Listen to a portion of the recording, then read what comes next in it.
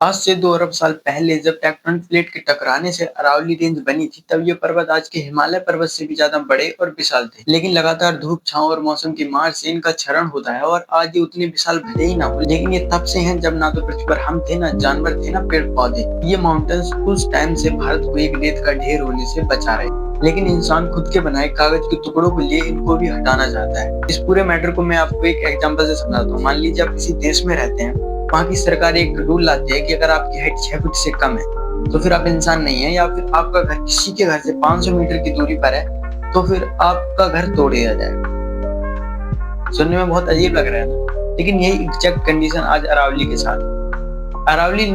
अरावली में भी 2024 नवंबर में सरकार ने ये रूल को मंजूरी दी थी कि 100 मीटर से नीचे की पहाड़ी अरावली रेंज की पहाड़ी नहीं है, और जो दो पहाड़ियों के बीच में 500 मीटर से ज्यादा का डिस्टेंस आ जाता है तो फिर वो अरावली रेंज का हिस्सा नहीं।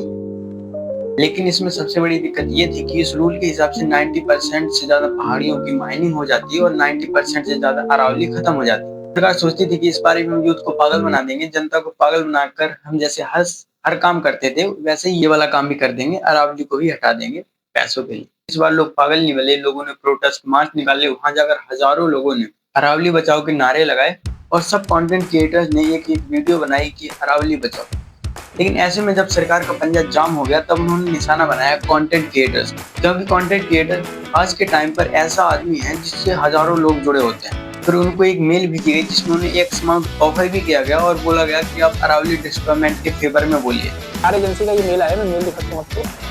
ये तो इनका कहना है कि जो मैंने अरावली हिल्स वाली वीडियो डाली है वो आप डिलीट कर दो और एक नई वीडियो बना दो जिसमें सपोर्ट करो कि अरावली हिल कट रही है, वो बहुत बढ़िया है। क्योंकि कल मुझे भी ऑफर आया था कि भाई आपको सुप्रीम कोर्ट के फेवर में एक वीडियो बनानी है, आप अपना बजट बताओ। और ऐसा कुछ कंटेंट क्रिएटर्स ने किया भी। उस पैसे के लिए उन्होंने एक ऐसी वीडियो बनाई जिसमें वो अरावली डिस्ट्रॉयमेंट के बारे में बोल रहे थे कि इससे कुछ मेजर नुकसान नहीं होगा देश को, ना ही अरावली को ज्यादा नुकसान होगा। से ऊपर वाली अरावली हिल्स है, इसका मतलब ये नहीं है बाकी सबको हटा दिया जाएगा और माइनिंग भी ओपन कर दिया जाएगा, बाकी भी इक्वली प्रोटेक्टेड है। लेकिन सच ये है कि 100 मीटर तो एक टेक्निकल बेंचमार्क है और ये अरावली को एक्सक्लूड करने के लिए नहीं बल्कि क्लियरली आइडेंटिफाई करने के लिए दिया है। लेकिन जो असली देशभक्त थे, जिन्हें सच में देश और प्रकृति की परवाह थी, उन्होंने ऐसा बिल्कुल नहीं किया, बल्कि ऐसे स्कैम को भी सामने लाए कि ऐसा हमारे साथ हो रहा है। मान लीजिए अरावली को सच में हटा दिया जाता तो उससे क्या क्या मेजर नुकसान हो जाते हैं इंडिया को। पहली बात तो अरावली के उस पार जो थार रेगिस्तान है जहाँ पर इतनी तेज हवाएं चलती हैं और वो हवाएं अरावली से टकरा कर इस साइड धीमी हो जाती है, तभी यहाँ पर ज्यादा नुकसान नहीं होता है। अगर अरावली ना हो